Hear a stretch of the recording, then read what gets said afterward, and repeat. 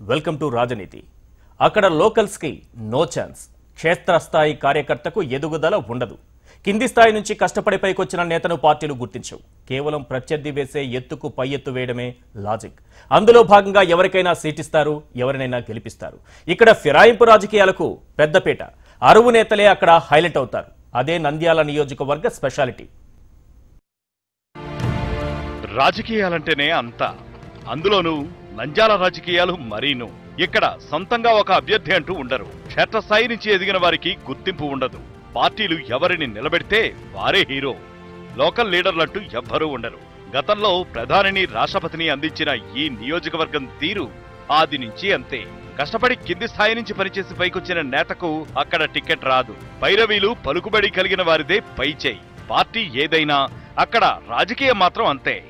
అక్కడ అరువు అభ్యర్థులే ఎన్నికల్లో నిలబడతారు. గెలుపు ఓటములు కూడా పార్టీలకున్న ఇమేజ్, పలుకుబడి ఆధారంగా నిర్ణయమవుతాయి తప్ప అభ్యర్థి పనితీరు మీద ఆధారపడి కాదు. కష్టపడి పైకొచ్చిన కింది స్థాయి నేత ఎవ్వరికీ అక్కడ టికెట్ దక్కిన దాఖలాలు లేవు. అది ఏ పార్టీ అయినా సరే.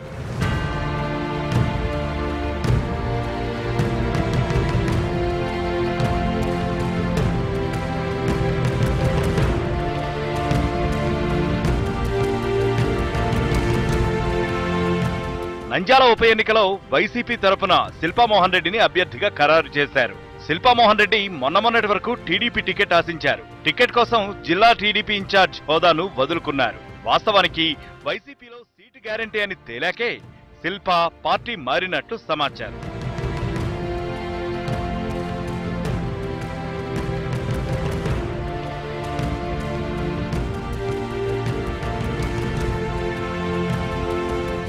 వాస్తవానికి నంద్యాల సీటు వైసీపీదే అవుతుంది.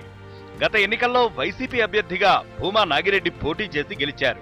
ఆ తర్వాత ఆయన టీడీపీకి ఫిరాయించారు. టీడీపీ ప్రభుత్వంలో మంత్రి పదవిని ఆశించారు. ఆ ప్రయత్నాల్లో ఉండగానే ఆయన హఠాన్మరణం పాలయ్యారు. దాంతో ఆ నియోజకవర్గానికి ఉప ఎన్నిక అవసరమైంది. పార్టీ టికెట్ను భూమా కుటుంబానికే ఇస్తామని చంద్రబాబు ప్రకటించినా స్థానిక టీడీపీ నేతలు ఆ టికెట్ కోసం తీవ్రంగా ప్రయత్నించారు. అనేక సస్పెన్స్ రాజకీయాల మధ్య ఎట్టకేలకు భూమా నాగిరెడ్డి అన్న కొడుకు భూమా బ్రహ్మానందరెడ్డికే టికెట్ ఖరారు చేస్తున్నట్లు టీడీపీ ప్రకటించింది. ఈ ప్రకటన అధికారికంగా వెలువడకుండానే శిల్పామోహన్ రెడ్డి మేల్కొన్నారు. టికెట్ ఇవ్వకపోతే పార్టీలో ఉండేది లేదన్న శిల్ప వెంటనే వైసీపీలోకి జంప్ అయ్యారు. శిల్ప వైసీపీకి మారగానే అక్కడ టికెట్ ఆశావహులు నిరాశ చెందారు. అయితే ఎన్నో ఒత్తిళ్లను తట్టుకుని శిల్పామోహన్ రెడ్డికి టికెట్ ను జగన్ ఖరారు చేశారు. మొత్తం మీద నంద్యాల పాలిటిక్స్ అంటే మొదటి నుంచి అంతే. ఇప్పుడు భూమా బ్రహ్మానందరెడ్డి, శిల్పామోహన్ రెడ్డి మధ్య గెలుపు ఎవరిని వరిస్తుంది అన్నది చూడాలి. ప్రజాయుద్ధ నౌక ఇప్పుడేం చేస్తున్నారు? రాజకీయాల్లోకి వస్తానంటూ ఊరించి సైలెంట్ పోయారెందుకు? గద్దర్ రాజకీయ ఎంట్రీ ఎప్పటినుంచో సస్పెన్స్ లో ఉండగా కొత్తగా పుట్టిన ఇంటి పార్టీ మాత్రం ఆయన మా వైపే వస్తారంటోంది. ఇంతకీ ఈ వార్త నిజమేనా?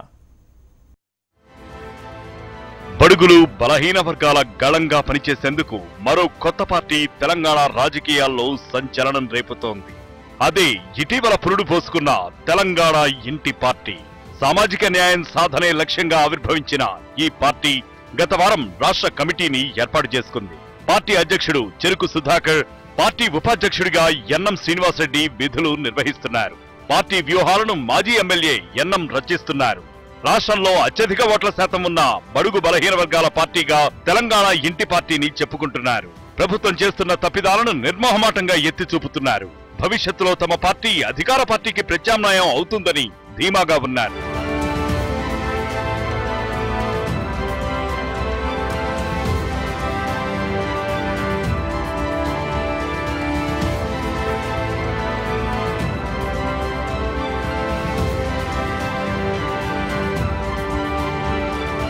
రాజకీయ పార్టీ సక్సెస్ కావాలంటే దాని వెనుక ప్రజాదరణ ఉన్న నేతలుండాలని, అందుకనే ప్రజాకర్షక నేతలను తమ పార్టీలోకి తీసుకురావాలని కూడా ఇంటి పార్టీ ట్రై చేస్తోంది.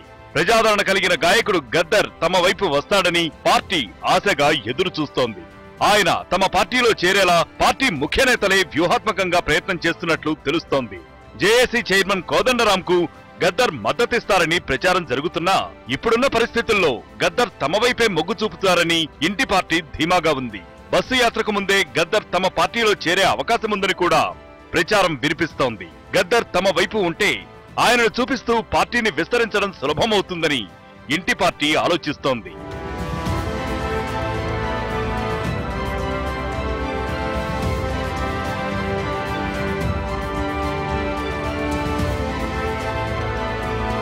గద్దర్ ప్రత్యక్ష రాజకీయాల్లోకి దిగుతారని ప్రచారం ఉన్నా ఆయన మాత్రం రాజకీయాలకు దూరంగానే ఉంటున్నారు.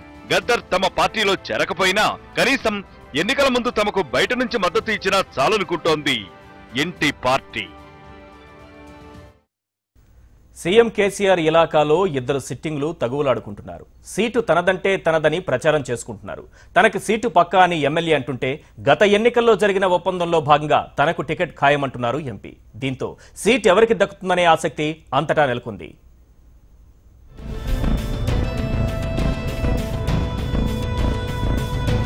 సీఎం సొంత జిల్లా సిద్దిపేటలో మొత్తం 3 ఎమ్మెల్యే సీట్లు. అందులో గజ్వేల్ నుంచి సీఎం కేసీఆర్, సిద్దిపేట నుంచి మంత్రి హరీష్ రావులు ప్రాతినిధ్యం వహిస్తున్నారు.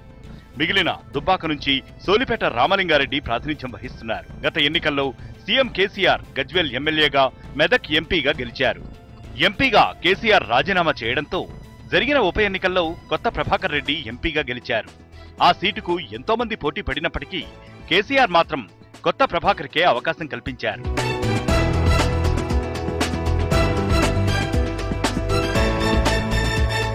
2014 ఎన్నికల్లో దుబ్బాక సీటును కొత్త ప్రభాకర్ రెడ్డికి ఇస్తారని ప్రచారం జరిగింది.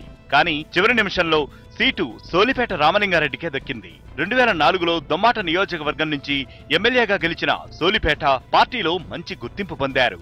జిల్లాలో జర్నలిస్టుగా పనిచేసిన ఆయనకు మంచి పేరుంది. అయితే 2009 ఎన్నికల్లో ఓటమి పాలైనా పార్టీ కార్యక్రమాల్లో చురుగ్గా పాల్గొన్నారు. ఆ తరువాత జరిగిన తెలంగాణ ఉద్యమంలోనూ కీలకంగా వ్యవహరించారు. దీంతో 2014 ఎన్నికల్లో టికెట్ ఆయన్నే వరించింది.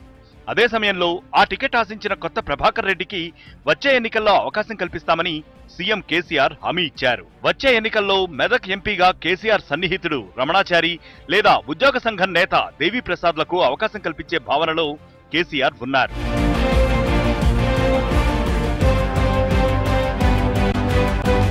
ఇక కేంద్ర రాజకీయాలకు వెళ్లాలనుకుంటే మరోసారి అక్కడి నుంచి పోటీ చేసే అవకాశం కూడా ఉంది. దీంతో ప్రస్తుత ఎంపీగా ఉన్న కొత్త ప్రభాకర్ రెడ్డిని దుబ్బాక నుంచి బరిలోకి దింపుతారన్న వార్తలు వినిపిస్తున్నాయి. మరోవైపు ప్రస్తుత ఎమ్మెల్యే సోలిపేటపై నియోజకవర్గంలో తీవ్ర వ్యతిరేకత వ్యక్తమవుతోంది. మల్లన్న సాగర్ ప్రాజెక్టులో దుబ్బాక నియోజకవర్గంలో భూ నిర్వాసితులు ఎక్కువగా ఉన్నారు.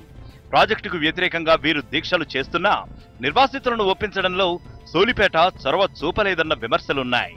దీనికి తోడు సోలిపేట సీఎం కేసీఆర్, మంత్రి హరీష్ రావుల మధ్య నలిగిపోతున్నానని సన్నిహితుల దగ్గర వాపోయినట్లు తెలుస్తోంది.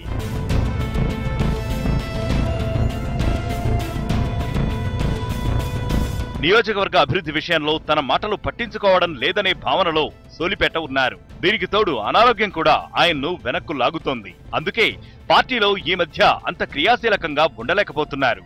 దీంతో ఆయనకు నెక్స్ట్ టైం టికెట్ అనుమానమే అంటున్నారు గులాబీ నేతలు.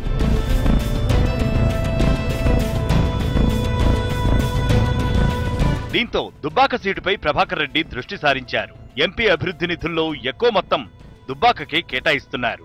ఎంత జరుగుతున్నా సోలిపేట మాత్రం వచ్చే ఎన్నికల్లోనూ తనకు దుబ్బాక టికెట్ ఖాయమంటున్నారు. ఇలా ఎంపీ, ఎమ్మెల్యే ఎవరికి వారే దుబ్బాక టికెట్ తమదే అన్న ధీమాలో ఉండటంతో అసలు టికెట్ ఎవరికి దక్కుతుందనే ఆసక్తి అందరిలోనూ నెలకొంది. రాజనీతిలో ఇప్పుడు ఒక షార్ట్ బ్రేక్ తీసుకుందాం.